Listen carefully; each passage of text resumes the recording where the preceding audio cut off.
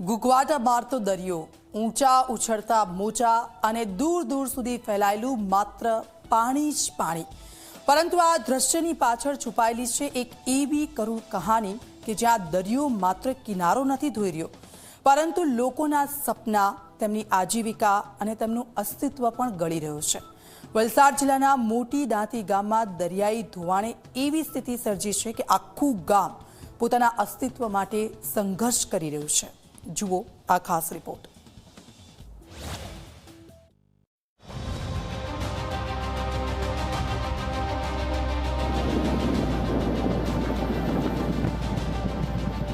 આ છે વલસાડ જિલ્લાના મોટી દાંતી ગામનો દરિયા કિનારો, જ્યાં આજે દરિયાની ગર્જના માત્ર કુદરતી અવાજ નથી, પરંતુ ગામના લોકો માટે ખતરાની ચેતવણી બની ગઈ છે.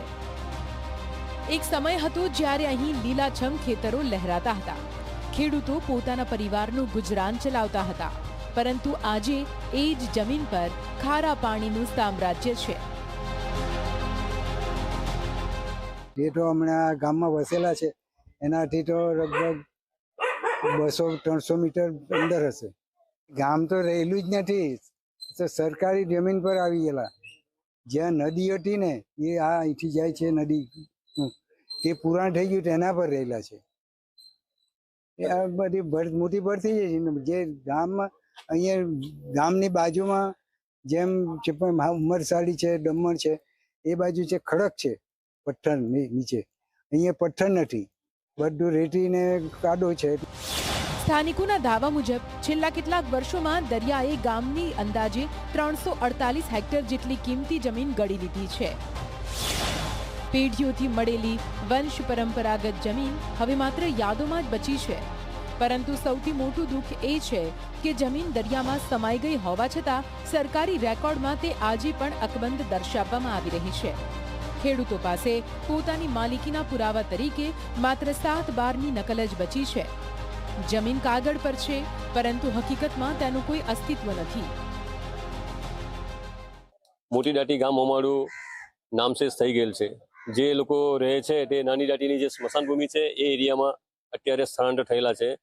ગામ જો પ્રોટેક્શન વોલથી કવર નહીં કરવામાં આવે ને તો આ જે અમારું દાંતી ગામ સિવાયના બાકીના જે નીચેના ગામો છે, 14-15 જેટલા ગામ લાગેલા છે, એનું પણ અસ્તિત્વ જોખમમાં છે. ગ્રામજનોના જણાવ્યા અનુસાર આ સ્થિતિ એક દિવસમાં સર્જાઈ નથી. દરિયો ધીમે ધીમે ગામ તરફ આગળ વધી રહ્યો છે. ક્લાઇમેટ ચેન્જ અને દરિયાઈ પ્રવાહોમાં આવેલા બદલાવના કારણે દરિયાકાંઠે ધોવાણ સતત વધી રહ્યું છે. જમીન બાદ હવે ગામના રહેણાંક વિસ્તારો પર પણ ખતરો મંડરાઈ રહ્યો છે.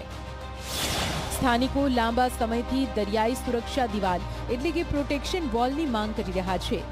કેટલીક જગ્યાએ કામગીરી થઈ છે, પરંતુ હજુ પણ ઘણા વિસ્તારો સુરક્ષા વિનાના છે અને એ જ વિસ્તારોમાંથી દરિયાનું પાણી સીધું ગામ તરફ ધસી રહ્યું છે. આ તો દરિયામાં ઘર હતા. દરિયામાં એટલો દૂર, આ દરિયો એટલો દૂર હતો કે દેખાય નહીં, એટલા દૂર હતા. એમાં ઘર બધા અમારા ખસેડાઈ ગયા, આ બાજુ બધા તૂટી ગયા. હા, અરે આ જમીન તો બહુ દૂર હતી. મેં તમને કીધું ને, બહુ દૂર હતી. પણ આજે અમારી જન્મભૂમિમાં અમને અમારો દરિયામાં જમીન ભૂમિ ચાલી ગઈ.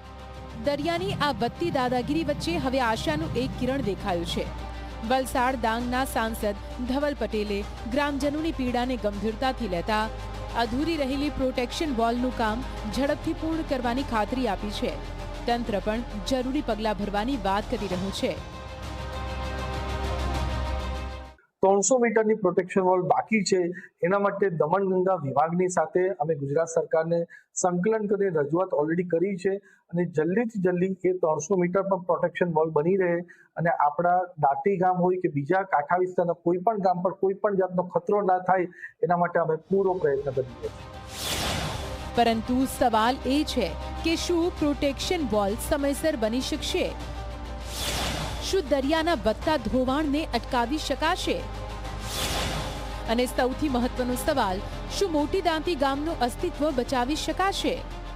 કારણ કે જ્યાં સુધી સુરક્ષા દિવાલ જમીન પર હકીકત નહીં બને, ત્યાં સુધી દરિયાના દરેક મોજા સાથે ગ્રામજનોનો ડર પણ વધતો જ રહેશે. કેમ કે અહીં લડાઈ માત્ર જમીન બચાવવાની નથી, પરંતુ પોતાના અસ્તિત્વને બચાવવાની છે. ઉમેશ પટેલ, ઝી મીડિયા, વલસાડ.